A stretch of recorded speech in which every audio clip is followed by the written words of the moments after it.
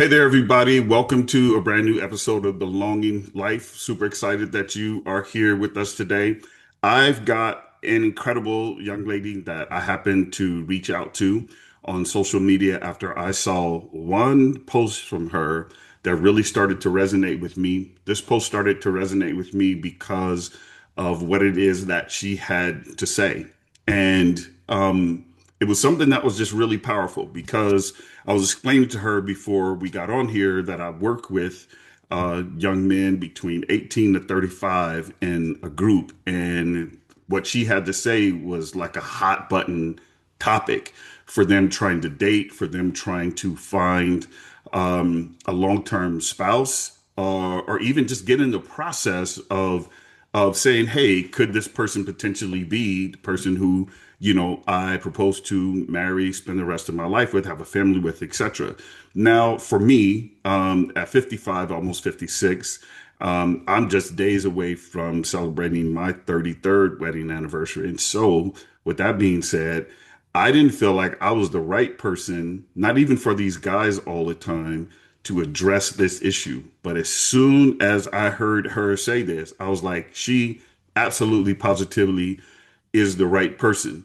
Um, in many ways, it's not that I'm out of touch, but I'm not connected to that space because I am married, because my children are grown, because all of them are married as well, and I have 5 grandkids. So for me, this is something that I know they struggle with. So she's going to be helping me, and I'm positive that she is going to be helping you today. So, without further ado, I'm going to introduce to you all Miah. Again, we just it was a virtual meet, a virtual. Hey, Miah, I'd love to have you on the podcast from TikTok. I'm going to add the TikTok, a portion of the TikTok later to it with her permission, and that's why I didn't do it now. With her permission, to add a portion of that TikTok to the intro, so that way you'll be able to hear exactly what it is that she said and why we're having this conversation. And so I was going to give you some context to everything to be super, super helpful for you. But Miah, thanks so much for joining me today. Again, she's very kind to take her Saturday and hop on and give me an hour or so here to have a conversation with her around this subject. I appreciate you being here today. You were telling me a little bit about yourself. If you could briefly just do that one more time for me so the people Yeah. will know who you are. Yeah, so I'm Mia. Nowadays by trade, I guess you could say, I am a content creator. But I kind of don't even like to even say that. I'm just a girl who is really just exploring and just sharing my experience with the Lord on social media. I hate to even like label it as influencer, so like content, it's just me being myself and being obedient. I'm 24. I'll be 25 later on this year. This wasn't my original path. I thought I was going to be an occupational therapist and, still leaning into entrepreneurship, but the Lord just has me, wanting to use my voice to be able to, to help his people, to be able to encourage and uplift. So, you know, with the TikTok, that's exactly, what he wants me to do. And, it's doing its thing, and I don't care if it's just one person, because at the end of the day, that's all that matters. So, Yeah. so yeah, that's a little bit about me. And I also have a brother, I am raised in North Carolina, so I like to tell people up front, you might hear me say something a little country because I am. I'm Southern raised. But yeah, so that's a little bit about me. Awesome, awesome. North North Kakalaki, I think they Yeah. say, or South Yeah. Kakalaki.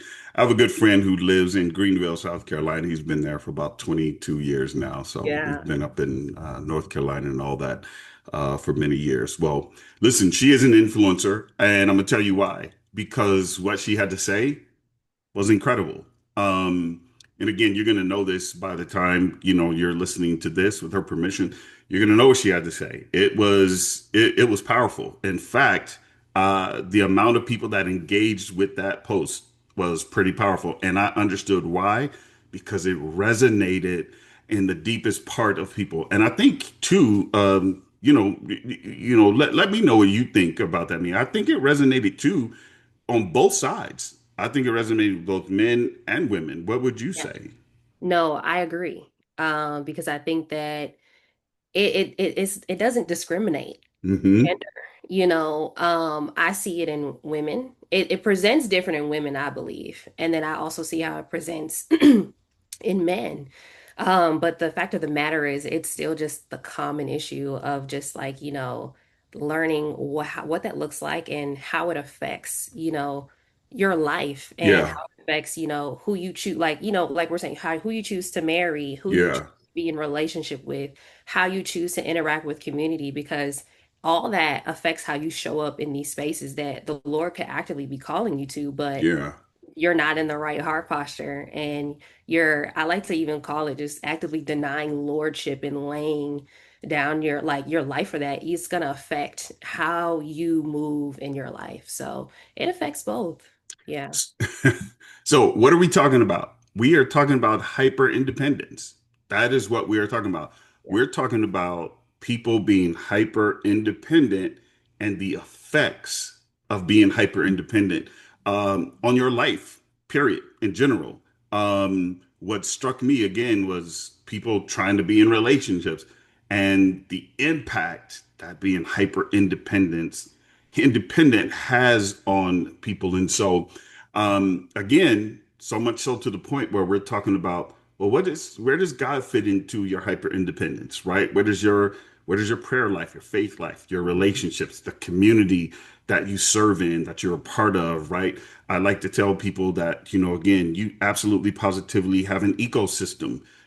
What is that ecosystem built of? What is it made of? And, who's in it? What's in it? What's coming out of it? What's growing out of it? And so I think those are really important things. And so we're going to talk about this. I have a couple of questions, for Mia. And the one is let's start with this, Mia. What exactly is hyper independence? Yeah. So I had kind of like a twofold answer. Hey, shoot. So I would say hyper independence by like the normal definition, or if you would probably talk to a therapist or whoever, is really the excessive and unhealthy um, amount of reliance on oneself. Like you through and through believe that you're all you got, you're all you need, that you don't need anyone else, and that you can just flow through life alone and by yourself. Now, my answer, I feel like something that the Lord has revealed to me about hyper independence is actually, and I kind of hinted to this earlier, but it's actually an issue of submitting to lordship as Jesus, Mm, as our Lord. Um, we love, I think, and in that video, I also said that, we love Jesus as our Savior, but we don't accept Him as Lord, yeah. which is crazy because you can't accept one or the other. Hmm. It's required of both. I think that, we forget that it's two pieces to that. Right. Um, we love that He saves us, but when we have to submit our lives and say that, oh, I don't have it all together, we start backing up and submitting to hyper independence when the Lord is like, I never even asked you to live that kind of life. So just that unhealthy amount of relying on yourself and thinking that you know it all is really what hyper independence is. And for those of you who are listening to this, the word that sticks out to me alongside hyper independence is unhealthy. Hmm. So I think a lot of people, um, as a coach and someone who's currently in the space of being trauma informed, working with the NARM model, I'm starting to realize that a lot of people believe that health oftentimes comes through that hyper independence type of mindset. I see a lot of people uh, do that, yeah, and it they think that it's healthy. It feels healthy to them because it's a self-preservation, right? Hmm. It's a Hmm. self-preservation type of thing. But really, you're building walls Yeah. and you're telling people, I'm not approachable, right? And if I am, it's going to be on terms that only work for me. Yeah. And yeah, I do love God, but God hasn't protected the things in me that hurt in me the way that I Mhm. think that they should be done. So when you approach me, I'm gonna let you know that up front, and it's gonna be somewhat disarming. And so, with that being said, what's kind of a healthier way, right? What's a healthy dependence, especially when it comes to our faith life? Yeah. What's a healthy dependence? The way that you frame it. This is me and you having this conversation. So the Yeah. way that you frame it, and perhaps your understanding of it can help somebody. Yeah. So on the flip side, I believe that there is nothing wrong with being independent. I wholeheartedly believe that the Lord made us to be in to I a certain like extent that. I self, like that. yeah, like reliant, like self-reliant, like we can take care of ourselves. You know Sure. what I'm saying? Sure. However, when it comes to that submission piece, what a healthy independence really looks like is understanding that I can take care of myself, but there's also some things in life that I don't have the language or the strength to handle on my own. I So, and like that's that. again where that lordship piece comes into of like, I can't do life by myself all the Yeah. time. I love my solitude. However, I know that solitude 24/7 is dangerous. Because when you're hyper independent, you think that solitude is the best thing ever. And it's not. And that's the lie Agreed. that the enemy will try to feed you. Mm. But it's being able to know that, all right, Lord, I know how to do this to an extent, but I also know that I want you to walk with me whenever I get to a point where I don't know exactly what to do or what's happening.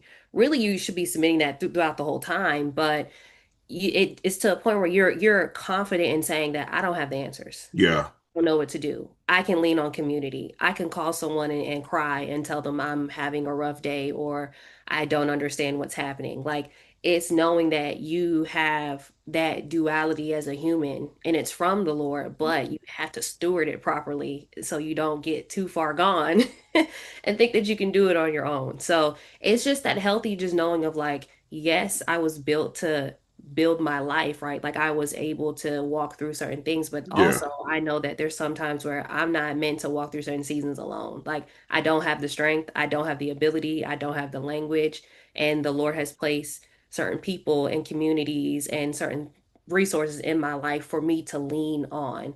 So, yeah. You know what there's I loved all of that, but there's a couple of things in there that I really would like to just kind of pull out, and so first and foremost, we need to have our faith and our source firmly rooted in Christ, period. That's just the way that it goes, right? That's where it's got to be rooted, that's where it's got to be coming from. But then we have to avail ourselves to a space of healing, right? There's got to be a place, right? So because this ideal again of let me just close myself away so that Yeah. I feel protected, really we're never healing. We're just in a perpetual cycle, right? It's kind of like I'm just in a cycle all the time. And then we ask people to understand where we're coming from, when we really don't know where we're coming from because we haven't dealt with anything. So I also love that you talked about the fact that God does give us this independence. But, and I love this word, we have to be able to steward it well. Hmm. That's the reality, right? So there's a responsibility that comes with that. And stewardship in the kingdom for me has everything to do with what Solomon is incessantly saying in the book of Ecclesiastes, right? He's constantly talking about the fact that get wisdom, grow in wisdom, understand wisdom, put wisdom around your neck, stick with wisdom, talk to wisdom, honor wisdom, go through this. To me, all of our stewardship, our healthy stewardship is going to come through wisdom. And to get wisdom means I need to be around people. I think it's Proverbs 23, I think it was, I was reading the other day. It says that the wise people who hang out with wise people become wiser. And so I think that there's just a lot of stewardship in that. Most of us think about just handling finances or funds, but stewardship is a part of every gift that God has given us in our lives. So that would mean our mental, physical, relational, right? All aspects of our lives, emotional, everything that we have to steward our lives well. And so God doesn't want you to not be independent, but you need to steward it in a healthy way. It needs to be stewarded in a healthy way. And so I think that I'm a big boundary guy. And when Hmm. I say boundaries, I think that a lot of people think that boundaries are for other people, when in fact boundaries are for you, to help you navigate well certain circumstances and situations. While you may be in a process somewhere, you may not be able to handle something very well. So you have to learn to be able to speak up for yourself in a boundary where it's respected and honorable towards the other person. But boundaries are for you. They're not really for other people, right? You set them for you. And to me, that's also a part of stewarding life very well. Like, how do I steward my life really well? I set boundaries. I use wisdom. I get around other people who can help me and,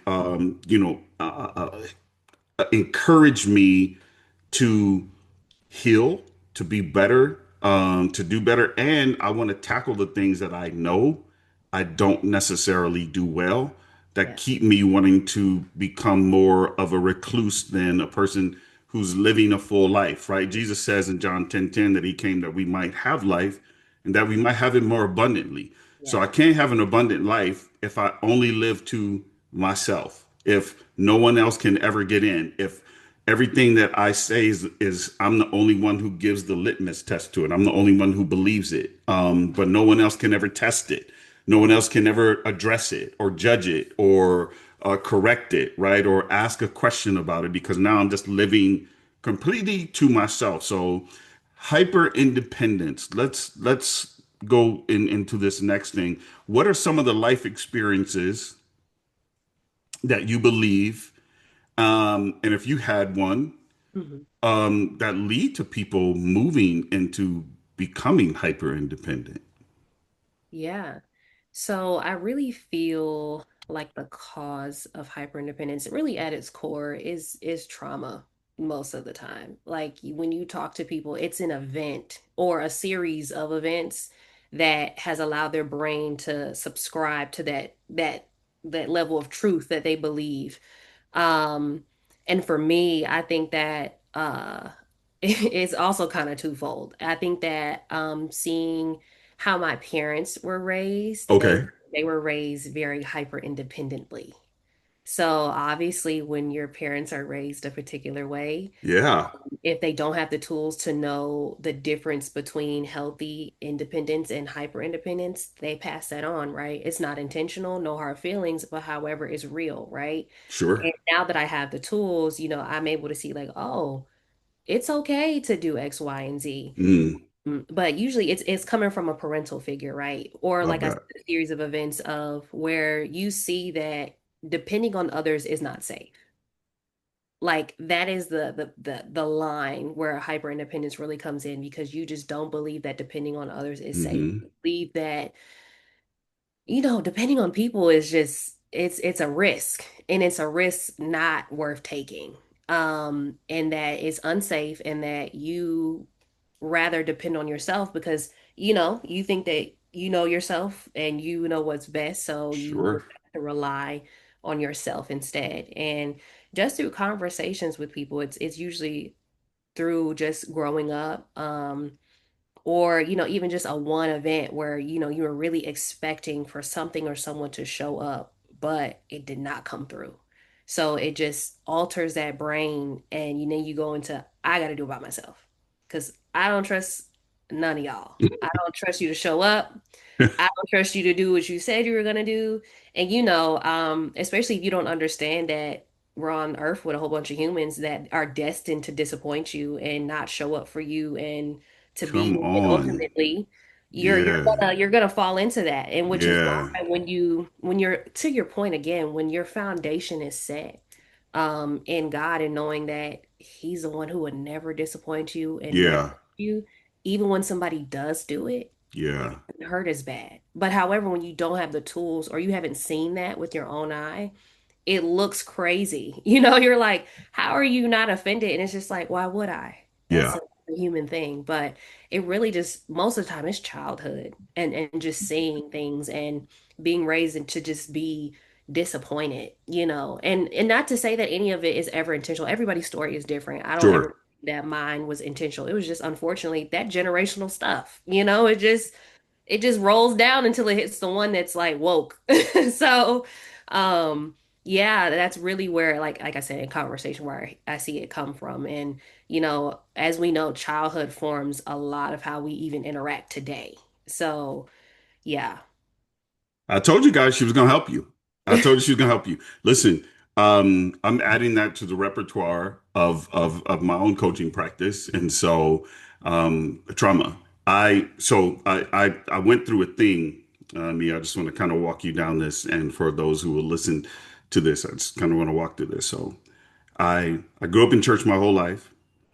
I didn't really get saved until I was 21, and then I've been in pursuit of the relationship ever since with Jesus, right? And so, but I was still confused. I was confused by stuff, right? Because so I saw people who went to church, I saw them struggle, I saw them go through various different things, and then I saw contradictions in my house and all this other kind of good stuff. My mom has passed, my father's still alive, but I saw contradictions in just in my house, and so I watched uh as I tried to navigate what it meant to be human Hmm. and saved, Yeah. right? So what does it mean to be human and a Christ follower? This was something that I had to really navigate. And so in my coaching program, one of the things that I put together was my main coaching program is called Habits, Appetites, and Decisions. The whole point of it is you're either dealing with good habits, good appetites, or good decisions, or vice versa, right? And so I start a portion of the program. I'm giving this away for those of you who haven't been through my program before, but I'm not giving you enough. You still have to pay if you want to get in it. A portion of it is I talk about the ecosystem of how you were raised and how that ecosystem was probably enforced by the community that you grew up in as well. So it probably wasn't just parents, it was also the people who grew up around you and I use my own personal story. So I grew up in a poverty situation, Section 8, food stamps, welfare, government assistance, so on and so forth. Father not there, all that kind of good stuff. And so my mom and grandmother raised us. And so, but everybody around us was in the same condition. So those habits, as you made mention of, you start to pick those things up, right? You start to, so when it came to dealing with money, it was this is how you deal with money. When it came to dealing with people, this is how you deal with people, right? Because even though all of us were in the same condition, we couldn't trust each other because we were all a threat to one another, right? So you leave that environment and you go into new spaces, new places, and you don't realize how impacted you've been by the place you were raised, by the people who raised you, right? And the things that you saw up close and personal. So that's all I'm going to say on that. I just wanted to support Mia's point here because that's just the fact. When we don't take a look back, and I think it's hard for a lot of people to look at their parents who mean well, who love them. And just like me, with my kids, I'm like, I made the best decision I could make with the information that I had at the time. That does not mean that that decision ultimately will serve you for the rest of your life. Now it's your responsibility to find out what you want to do and how you want to do with the best level of information that you have. You may have new information that I didn't have at the time. Mine wasn't intentional towards you, just like our parents. Like, again, maybe if in the hyper independence that you came up in, maybe it wasn't intentional. Like, hey, this is what we're going to do, but this is what I know, right? This is what I've researched. This is what I understand. This is how I navigate. This is what I do. And I don't think people intentionally set out to harm or hurt me. I just think that that's what happens. Hmm. I just think that's what happens. But if we don't take a look at the source, I think it becomes impossible for us. Watch this. Once we come to Christ, I think it becomes impossible for us to take on the new identity because we're constantly having the tension of this is what I know, but this is what I'm being called to be. So that tension constantly exists. And so that's been a part of the journey for me too. And what I coach with people is constantly saying, while my goal is for us to go forward, we do have to acknowledge where the stuff that we currently carry around came from. We have to acknowledge that. And that's going to be tough, but it is a part of the process of starting to heal. What I also realized is what you said too, which I love, because I realized that as I was pastoring people, people would come up to the same prayer line week in and week out, month in, month out, year in and year out. And we'd be like in year 4 or 5 of church, and these people are still coming up and they're still telling you, because your leaders would tell you, oh, I'd asked them for reports. Who was this? Oh, sister so and so, she was still a brother such and such. He still needed this, prayer stuff. 5 years, 5 years. I realized that some of my frustration is why aren't these people getting this? Right? Yeah. I was looking at it, I was like, what's wrong with this? Like, Yeah. there's nothing wrong with this. What I didn't realize is that when you have trauma Mhm. events packed onto your life, this can be true to the point of your video. Lord, over my life, you saved me. Mhm. Uh, uh, uh, uh. Now, how do I now walk this out practically? I have to heal, start the process of healing, and deal with the fact that I have trauma. And a lot of people don't realize that trauma is not what happened to you, it's the relationship that you have with the event itself afterwards. So helping people get to that point is, yes, the event was the impetus, but now it's the relationship that you build with that, which will cause you to go down the pathway of being hyper independent. Yeah. So 100%. I love that. I love that for you. Uh, um, Another question here is how can hyper independence mask itself as strength or being responsible? How does it mask itself? Yeah. So usually the people, I'm going to use myself in this example. So Yeah, shoot. considering how I was raised, my mom was raised to hustle. She was born in the grind, especially being in the environment of New York, that's all people know. Straight up grind. And I admired that and I took that on. Okay. I'm hustling, I'm grinding, I'm doing whatever I need to do, right? However, I didn't realize how that wasn't strength. It was me just keeping myself busy and really just because I didn't know what rest looked like and Oof. how to Yeah. how to see myself as useful without production or producing something.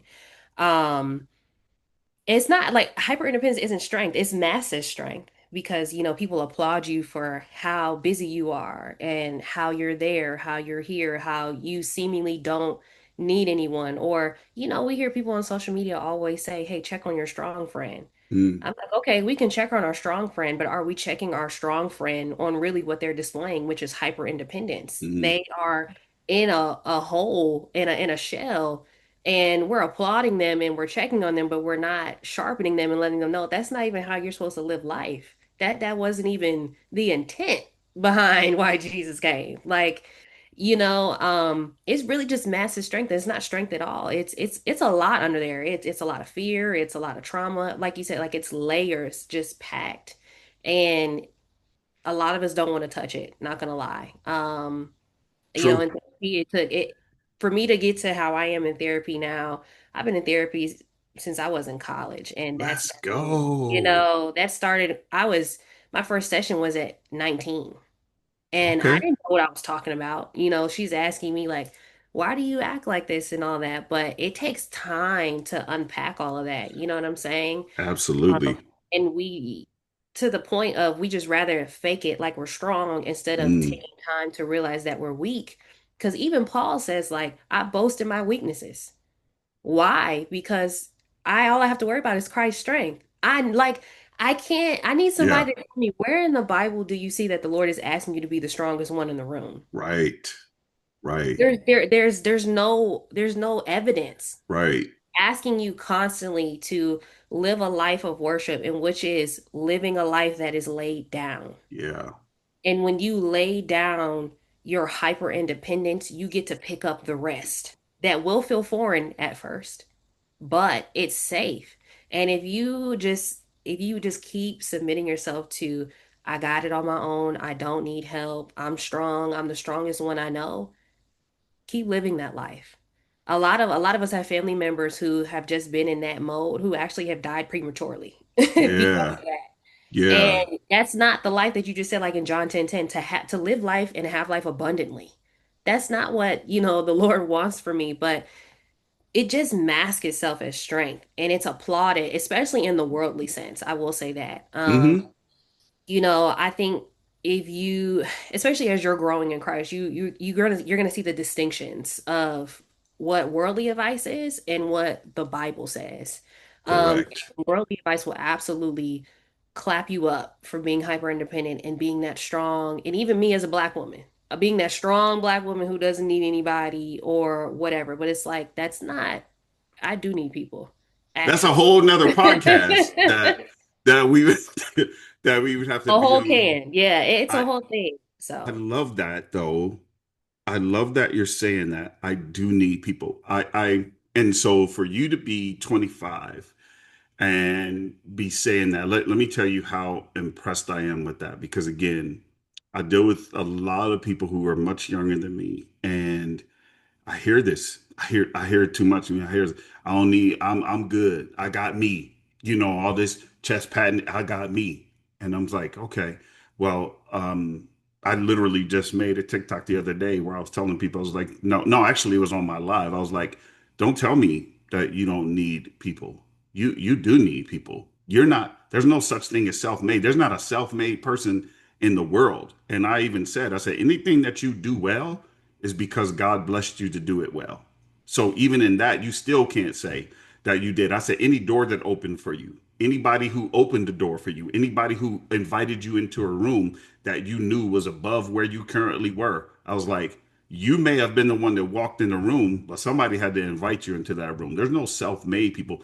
We absolutely positively need other people. We were designed for that. God designed us for that. All we have to do is read Acts 2:42 through 47, and we see the whole time we're designed for that. Even God tells us in 2 Corinthians, 1 Corinthians, he speaks to us and tells us that he put people in the body as it pleased him. So this ideal also of us needing other people to be just like us, right, in order for us to get along. No, the beauty is that Mia gets to be different than Demetrius. That's the beauty, and we get to exist in the same space. But the beautiful thing about it is I need to learn how to celebrate who Mia is. Mia celebrates who I am, and at the end of the day, God is the one because of that who gets all of the glory from our lives, and that's a really important thing. I love that we talked about masking it, right? So a mask, we know, is that's exactly what it is. You're two-faced, basically, is what it is, right? You're maybe weeping in the evening time and darkness, but you show up, you're put together, you all this other kind of good stuff. But as soon as somebody talks to you, they will think that they've encountered somebody who is deeply wounded and challenged because of this mask that you wear, and you're off-putting, and people can't even compliment you. It's crazy. There's a video out there where a guy opens the door for a girl. He tells his friends, he's like, "Man, watch this." He just opens the door. His friend is filming it like from a distance, and he has on a hidden microphone. And he just opens the door for his lady. She's like, "I know how to open the door for mm, myself." And he stood there and he kept opening the door over and over again, and it was the response was, "What, I know how to open the door. I know how to open the door."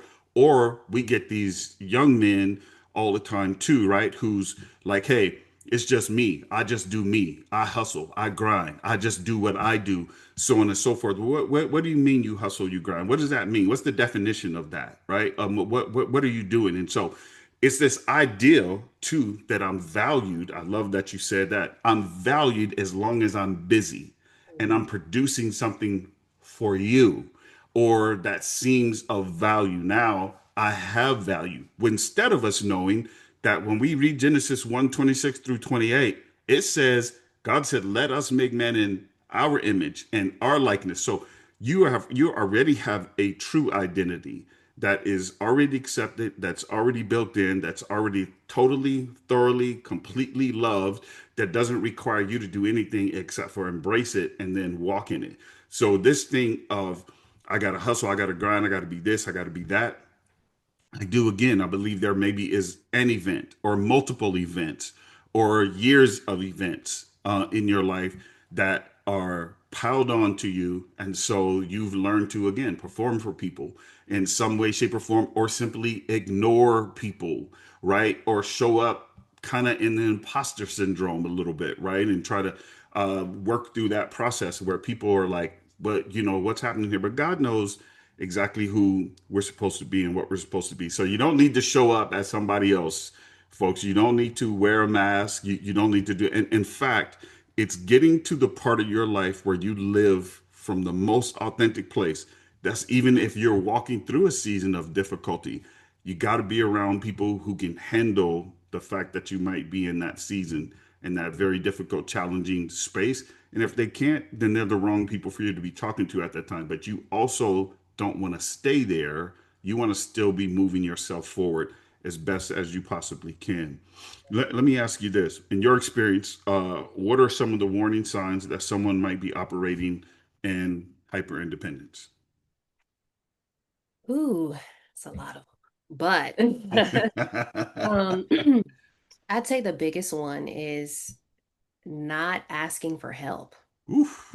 Yes. Um, And Yes. then for, even to talk about how it looks different in the genders. I even see with men, a lot of men are just, they come up being like, "Oh, I don't want to ask for help because I'm the man. I'm supposed to be the one who has all the answers." And it's just like, again, please tell me in the Bible where you see that where you were called to be all knowing. Because last time I checked, the Bible says the Lord is all knowing, his ways are higher than my ways, right? Like that wasn't your duty.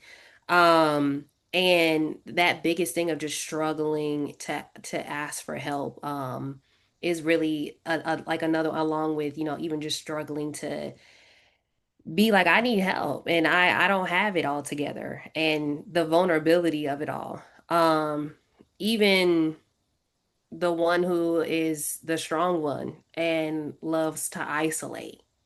It's like, oh, I wonder why you do that. Like for me now, when I see that, even with, friends or people I'm building a relationship with, Yeah. I'm actually challenging them on that because Yeah. that's normal. And I feel like people who actually care about you are not going to allow you to stay in that state because it's so dangerous. Yeah. It's not feasible for the rest of your life, you know? But I would just say like those are really just like the top kind of two or three that Mm. really show me, or at least that I've seen in myself as well, but really us across the board. Like you Yeah. don't want to ask for help. You don't want to be vulnerable. You don't want to, say I am not at this level. Like it's just that lack of being able to not be comfortable, like to not have your mask on. And it's okay. But, I feel like obviously be around people who can challenge you on that. You know what I'm saying? 100%. Yeah, 100%. I love that. For the gentleman, let me share something with you here. Um, 2023 was the most recent statistic that I could get from global and US statistics. 4 men for every 1 woman die by suicide. This Mm, tells you that there is a major issue, right? When it comes to this hyper independence and some of the signs. 4 men to every 1 woman. In 2023, nearly 80% of global and US statistics, 80% of the suicides were men. That's a huge amount of potential hyper independence that's also woven into that, along with other obviously potential things, nuance, mental illness, different things along those lines, which is a broad spectrum, right? We know that. That's just the reality. And so I think that is really important for us be super aware of it. We're not just here to tell you, get yourself together. No, we want to help you and tell you, see the warning signs, see what they are, see how to heal and start the process of healing. And you got to do the work because you didn't just arrive where you were just like a day ago, right? Or whenever you're seeing this, you didn't just arrive there. It took some time. So there's piles of stuff on you that need to be unpacked in order for you to get to that real raw and true place in you, that you've been looking for. Because a lot of you will look outside of you for things when you're really looking for you. And that's the person you're missing. You're like, I'm trying to find this thing to satisfy me. No, what you're really saying is, I'm trying to look for the authentic me, the person God made and created me to be. And like I was telling Ania, these are some of the challenges that I've had while pastoring with people. And I started to say, okay, I've got to broaden my scope. I've taken some flack for this, by the way, because people are like, so what are you? Are you a pastor? Are you a coach? Are you a motivator? Yes, to all of them. Yes, that's exactly Yeah. what I am. I'm all of them. So, which is why I won't allow myself to be put in these corners here and say, well, you can't be all those things. Yes, I absolutely can. Christ is the foundation of everything that I do. If I was a garbage man, if I was a lawyer, if I was a doctor, doesn't matter. If I was a nurse, if I was a landscaper, doesn't matter. I'm never not a Christian. I'm always a Christian no matter where I am. And that value system follows me. The work that I do doesn't negate Christianity. I'm never saying Jesus isn't the reason or the purpose or the plan or any of that. He's always the way, the truth, the life. None of that changes for me. But I realize that God has also given us these modalities in life to be able to help us unpack these things to allow us to walk in our full identity. I really believe that. So, yeah, I appreciate your answer on that. What are some of the costs of constantly living in the I could do it all by myself mode? Burnout. Yeah, First and foremost, burnout. I know that became kind of like a buzzword oh, in that's a good like answer. the last, couple years, but truthfully, I really feel like that is where a lot of burnout stems from. The fact that you think you can just function on your own without any type of help. Mm, And not only that, I think that you also just stunt your emotional growth, yeah. like your emotional intelligence and just your ability to not only relate to others, but to relate to yourself. Hmm. I think that one thing that the Lord showed me was that my hyper independence was also me actively abandoning myself in reference to my own needs. And you don't know what you need if you're always alone. We don't have enough time. We don't have enough time. No, We have listen. to. And you don't know what you need if you're always alone or if you're not willing to be challenged by community, Like I would have Ooh, like even just if we're talking love languages, I would have never learned that I actually like hugs a lot unless I got challenged in that in community. And now I'm just like a free hug giver, yeah, regardless if yeah. somebody like it or not. I But the love it. point is, I wouldn't know that because I can't give myself, I mean, you could give yourself a hug, but you know what I'm saying? Like I know it's what you different mean. 100%.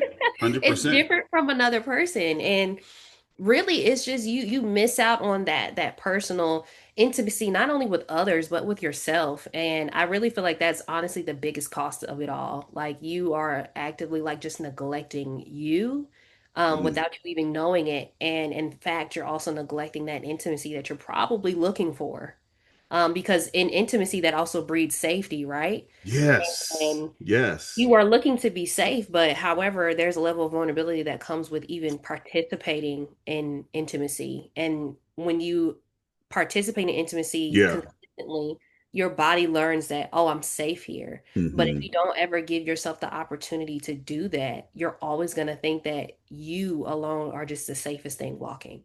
And you just miss out on a lot. And that emotional loneliness, I think, is no joke. I agree. It impacts.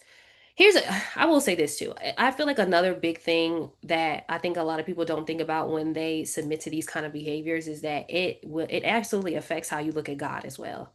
My hyper independence still affects how I look at God to this day. It affects how I depend on him. It affects how I believe if he's trustworthy enough to come through because of I'm like, your humans ain't trustworthy, and I can't even see you. I Right. don't even know how No, you right, right, think. right, I can't even see you. right. I'm not one of these people that be having dreams about what you look like. Like I Right. can't even see you. And you're Yeah. asking me to put Come my on. faith and trust in you. Come on. Come on. Unfortunately, it's a part of the human experience. Those things, we have to be real about how those things affect how we look at God. Because they Yeah. and some of us are kind of shying away from saying things like that, but I'm like, I tell God that all the time. I didn't have the best example of what that looked like. So Yeah. I don't know how you think I'm gonna do it, but I'm Yeah. asking you to help me, but I'm Yeah. I'm bold enough to say that I need you to help me. Yeah. Because sometimes even reading the word, I'm like, God, just give me the experience to experience what that looks like. I know you say it in your word, I but love just that give though. me the I experience to love that though. for the truth. So Yes, I love that. I love but all that that. emotional loneliness will just kick you out. Like it blocks you out from people who God is probably calling you to help you with what you're going through. And also Yeah. it blocks you out from hearing God and learning what God, his character at the end of the day. Yeah. Um, So yeah, it just has so many just downsides that we just probably don't think about. But from my experience, like those really were like the biggest ones of yeah, you're emotionally lonely, you're burnt out, and you don't even have the proper heart posture to trust me and trust me as your God, as your Lord. Like you see me as Savior, but it takes a lot more work to trust him as Lord. Yeah. One of the reasons why I chose norm training, one of my daughters is a family therapist, and she knows that, I coach and, we always talk. And so she's like, hey, you want to check this book out? I think this is a fantastic book. And so I got into the norm stuff. I'm in it now and training for it is what you just said, though. It's the detachment from self, because that's what we're really doing, and we don't understand that that is exactly what's happening to us, is we're detaching from self and and from other people in the process, like you said, who are actually called to support us and help us in that. And so I think that's a really big thing. That kind of leads into this relationship thing, because I was next going to ask you about how does hyper independence affect our relationships, especially when people try to form deep connections with other people. You have some thoughts on that? Yeah. Um, I think that it affects our relations because we end up building walls instead of bridges. Hmm. Yeah, Um, true. the Bible talks about unity a lot, and how can we build unity if we're all building walls? It just doesn't make sense. And even to the point of saying we're building walls instead of bridges, like we're meant to like be able to lean on one another. Like a bridge is supported by each pillar or whatever we want to call it. Like that is what makes it strong. And Yeah, you know, a a piece of concrete by itself is not strong, but if it's solidified by others around it, that yeah, makes it stronger. Um, and we just start building walls with people who we're supposed to be not having a wall up with. I think so. Something that stuck with me, and I didn't realize this until I had language for hyper independence. One of my favorite digital pastors, Pastor Darius Daniels, that's he my always guy right there. That's he my is guy. amazing. That's my Love guy. him. He says, when we talk about guarding our heart, right? He said, sometimes you are building walls and you're supposed to have that gate up instead. Don't build a wall, have a gate. Because when you have a gate, there's a guard outside that gate. And you get to dictate who comes in that gate and who stays outside of that gate. Listen, But the fact of the matter is, with that gate, you get to see who's on the outside of that gate. You get to assess and decide this is safe, you may come in. But if you have a wall, how are you going to see if someone is safe or not? that's You a don't word. give them the opportunity.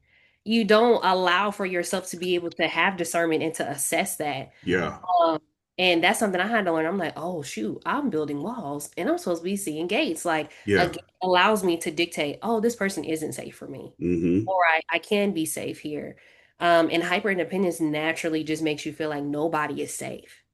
And that's not true. And again, I think that's just a lie that the lie and really the cycle that the enemy just keeps us perpetuated in of just like, yeah, keep thinking everybody's not safe. I tell people the enemy just will keep you stuck in a cycle so he ain't gotta fool with you. Like, as long as he got you stuck in a cycle, his work is done. Like, he Period. is fine. He is on Period. the next to keep you in a cycle. However, you become dangerous to him when you step outside of that cycle. 100%. But if you're in the cycle, he's not worried. Why? 100%. Because you're a part of his plan. So, really being able to break down and be like, okay, one, I got to build a gate instead of a Yeah. wall. Yeah. Like I said, like you can't see anything with the wall, but you can see with a gate. And the Lord has 100%. given you discernment with your own eyes and experiences to be able to assess those things. So, um, yeah, you just And you can open and close it. and you can open and close. Exactly. You Yeah. have the ability to do that. It's not to Yeah. say everyone who steps outside of your gate, you have to say open sesame. That's your own personal Like, agency, right? yeah, So your own agency to be able to say, hey, I can let this in or I can keep this closed because I can see. yeah. So that's so powerful. Um, let me move to the next one so that we keep time. Your answers are so good. I always run through these things. Sometimes I never even get through with everything, but let's talk about what are the steps that someone who's wanting to move out of hyper uh, independence can do to move to more of an interdependence with Mhm. people. First step, name the problem. Come on You now. know, See, we just don't have enough like time. yeah, like Name the we don't problem. we don't even like we can't pass that. It's you have to name the problem. I think we try Yeah. to solve the problems without assessing and addressing what the problem actually is. Yeah. You can't solve anything if you don't know what it is. Yeah. So address that, all right, Lord, or with people. I am Hmm. hyper dependent. I struggle with depending on others because I have not had experiences where it's safe. Yeah. Naming it is just being truthful and factual about your experience. I'm not even telling Absolutely. you to just be different about it. Like I'm just saying, name your experience. Right. And secondly, start small with understanding, like, all right, I'm having trouble here. Let me call my friend instead of trying to figure it out myself. Mm. And also keeping your expectations I don't want to say low, but keeping your expectations in check because understanding that you're interacting with other humans, like I said, there's that constant tension of holiness and being human. Like Sure. Sure. Absolutely. they're gonna let you down eventually. Like Period. I hate to say it, but understand that, all right, Lord, even though I did that, one, I can pat myself on the back because Yeah. I did step outside of my Yeah. cycle.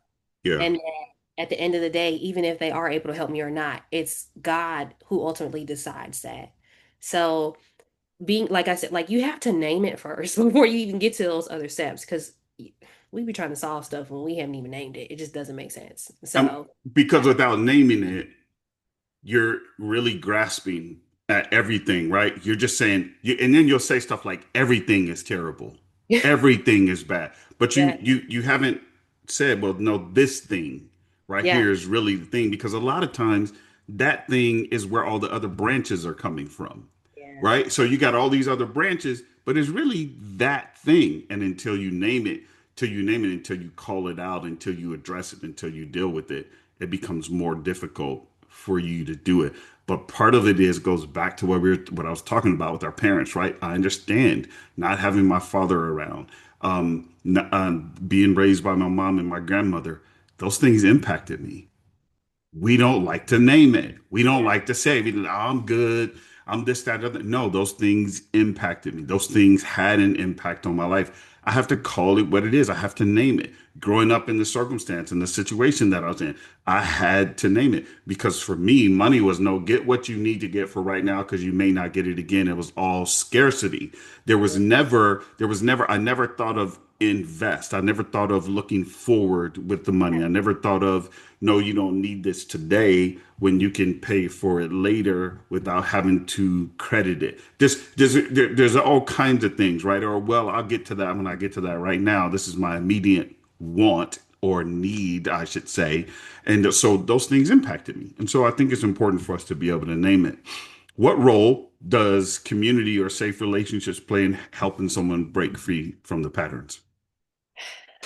I would say, um, community is a vital role. I'm just gonna Mm. say that you heal in the same place that you got broken at. Even when we talked about church, right? Like you're gonna heal in church again. You know what I'm saying? Like it's just you most likely will heal in the same place Yeah, you experienced that trauma or that letdown or those yeah, reoccurring experiences.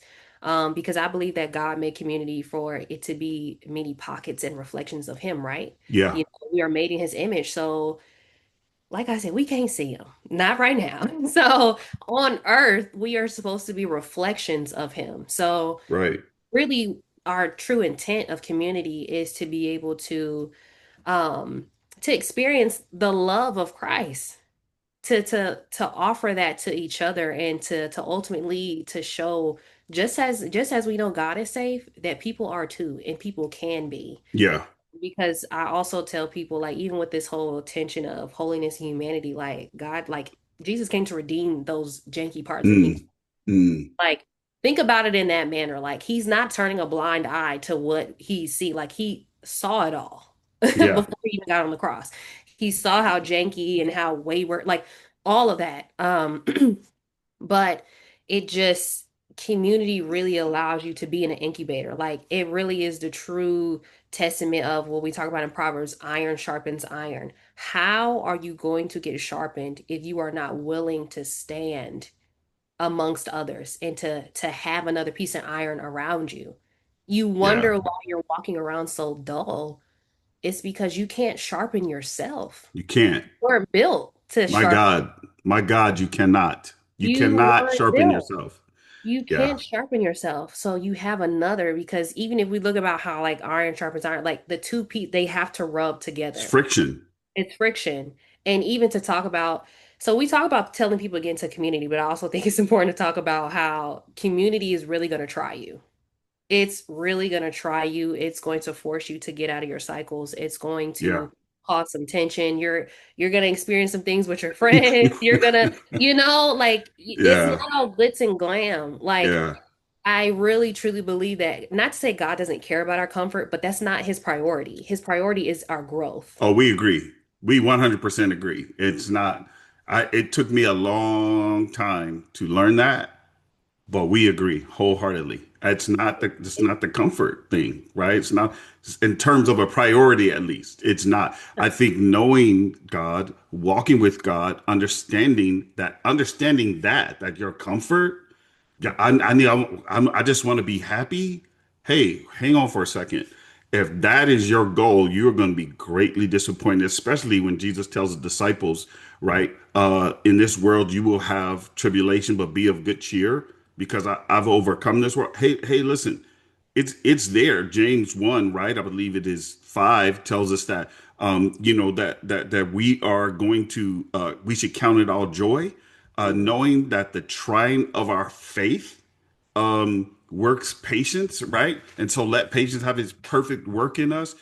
There's constant stories in there telling us that, listen, this is going to be an easy road, but because I already traveled down it, I've gone ahead of you. I'm with you. I'm in you now, right? That you now have the power, the ability, right? To lean into this and to have this same authority to walk through this and have other people say, I don't know how you made it through that, not smelling like smoke, but you did. And so, community. There's a gentleman who I sat under who is a converted Jew, Mhm. still a rabbi, but I sat in his sessions for 2 years. And he constantly talks about community of healers. Yeah. And he's like, you got to be around a community of healers, people who are healed and are committed to healing others in that space. And so that's what I would tell people too. In addition, to what Mia said, get around some people who are healthy. Mhm. You can have that. You're never going to get away from the people who try you, as she said. But you got to get around some people who are healthy, who have healthy outlooks, healthy conversations. You can see their health. How can you tell it? Because it's in the fruit of their lives. You know it, you experience it. When you're around them, you see it. You need that too. So you can't avoid one and always look for the other. And I'm going to tell you why. Because if you do, the moment you go through something, you will then give up, you will quit, you will be knocked off because you won't have the stamina to stick and stay. Both things have to be true. That's why the Bible talks about both the wheat and the tare growing up together. You have to. That's why Jesus gave these warnings. You will have these struggles. These things will happen to you. Paul tells us in Colossians 3, having done all to stand, stand therefore. Having done all to stand, keep standing, right? That's because we will walk through some things. Two more quick things here. Um, can faith, it said spirituality, but faith, our Christian faith, help someone unlearn hyper independence? Yeah. Um, I think not even I think I know because hyperdependence calls us to strive and leaning on our faith causes us to trust and surrender. So 100%. when you're striving, you don't like you're striving, you're constantly getting your one up. You're constantly just in that space of, all right, I need to do this, I need to do this, I need to be perfect, I need to do this, I need to always be working. But faith calls you to lean in and surrender and to lay yourself at his feet. Yeah. And if you don't allow your faith to be the substance of what is even driving you, like to get out of your hyper independence, you're just gonna Yeah. fall in the same cycle. Yeah. It's really that simple. Like you're gonna have to go through the hard and really ultimately holy work of laying down those cycles and those behaviors of hyper independence down at his feet to be able to just continue to know that I have faith that the Lord is going to help me to get through this behavior and then I'm going to learn how to be safe, not only with him, but with people again. Mm. I hope y'all heard what she said. Holy work. It's listen, we cannot separate our lives from God. Now, if you're watching this and you watch this whole thing and you're like, I'm not a Christian. I don't know what you're talking about. I'm an atheist, agnostic. I don't really have a faith worldview.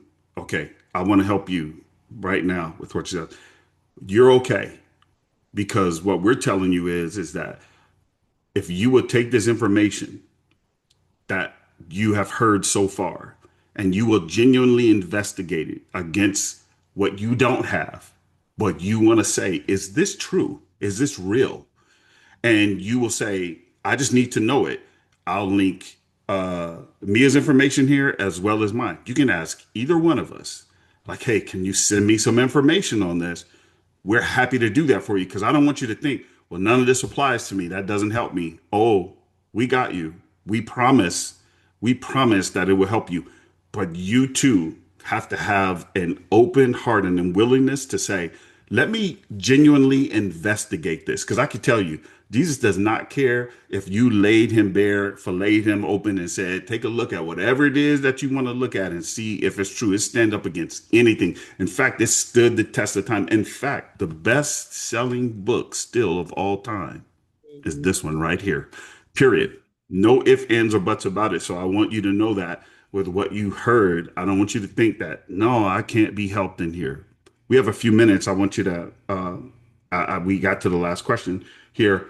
If someone is listening to this, realizes that they're stuck, Mia, what is a truth or reminder that you want to leave them with today? Hmm. I would say, well, really what I think the Lord was telling me that I Yeah. need to tell is that you were never meant to carry what Christ could do. Come on. Um, you weren't built to carry the baggage that you believe that you have to carry. I recently did a Bible study on I think it was Hebrews, I think it was 4:15 through 16, where it talks about like Hmm. have a high priest who sympathizes with our weaknesses. Hmm. And that has been sitting with me since I taught it because the fact that it's a comfort and a fact at the same time. You have Jesus who has been through every single thing that you have been through, every single feeling, every single disappointment, every single like there's nothing that you could experience that he hasn't already. Yeah. And he did it without blemish. Like he did it without falling into sin. Like it even Yeah. goes on to say he was yet without sin. Yes. So he's the model for breaking whatever cycle we actively fall in because Yeah. guess what? He did it yet without sin. Yeah. And he is showing you like I laid my life on the line for your cycles, Yeah. for your mess, for your whatever you've experienced. I laid my life and shed my blood on the line for that. It's been redeemed. But Yeah. I also think we forget that we have to participate in that. Mm. We have to be able and willing to participate in that. I think that we just think that, oh, he just comes down and sprinkles some dust on us and we're healed. And it's just like, Yes. oh, healing is active participation. You're gonna wrestle. You're gonna wrestle. You're gonna wrestle with him. Some days you're good, some days you're not. But you have to be willing to participate with him in your healing, to be released from the things that you know are hindering your life from, just like we said in John 10, like to have life abundantly. Um, but yeah, just lay down what you know you were not meant to carry and know that even when you lay it down, there's nothing wrong with laying it down. Yeah. That within itself is honorable and demonstrates strength and courage. And God, in Oof. fact, honors that. So It that's demonstrates strength. I don't have anything to add to what Mia said here in this final thing. I did just want to reiterate what she just said, though. It demonstrates strength. That's so powerful to be willing to lay this down and to put it. So if you watched us today, my encouragement to you today is this, is that I'm not an expert. Mia's not an expert. Well, we are people who are on a journey and we've encountered some stuff. Like I said, this video that she said resonated with me. It clearly resonated with her. She's the creator of it.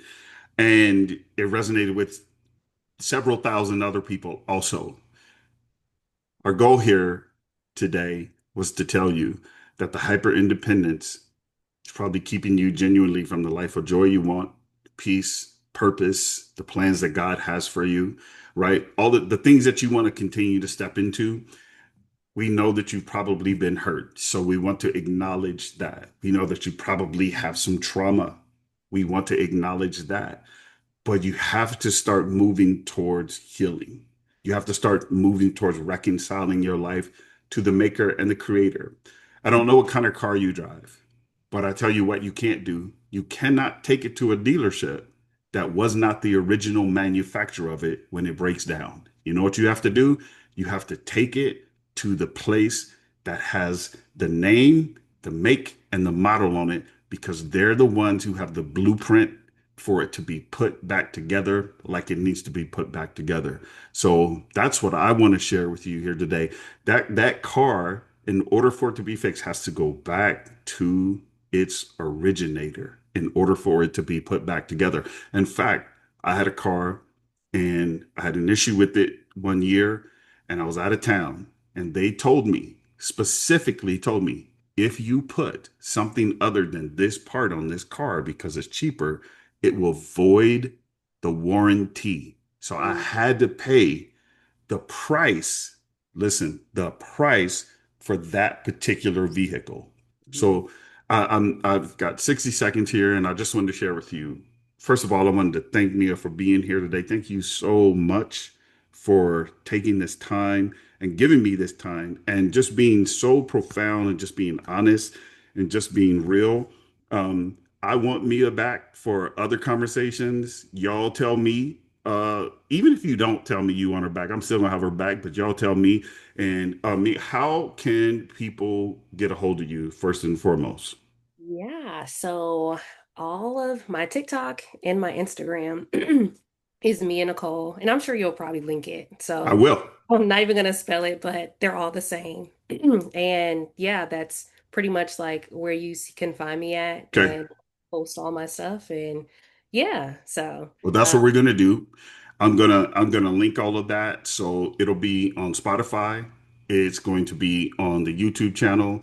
it'll be on the Instagram as well, right? So all those will be there, and you'll see some clips and different things along those lines for those of you who are interested in connecting with her and following her and listening to her content and whatever else she does. I was telling her all this stuff before we got on. I wanted to encourage her to do this and do that because I think that she's going to be an amazing influencer for people. But for those of you who've been hanging out with me at Belonging Life, thank you so much for coming.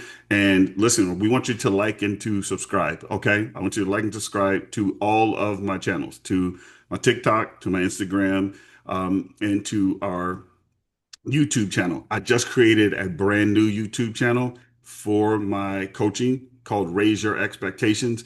That's where I'm going to be dealing more with things that are not necessarily away from the space of our Christianity, but I'm going to be dealing more with people who, again, who are walking through trauma as I'm becoming more trauma informed and my coaching business that I have, which is DLC coaching. You can catch me there at demetriuscolbert.com. You can just simply log on there. You'll see my services and what I'm able to do in terms of helping you.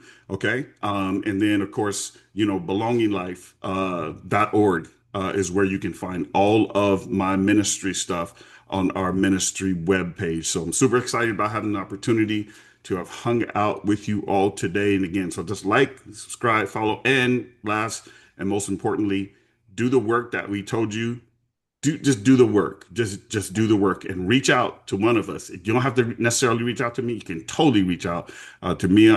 That's what I'm bringing it to you for. I'm not the end. I'm a part. And so that's exactly where God has called me to be. And so I could be your beginning, your middle, or the end piece of whatever you've already been through. Same for Mia, but we're super excited that you were able to come and hang out with us today. So listen, the Lord bless you guys. Stay well, be blessed. And for all the kids who are starting back to school this year, or the parents who are like, yes, I'm glad that they're going out there. Listen, everybody have a great school year. Y'all be blessed.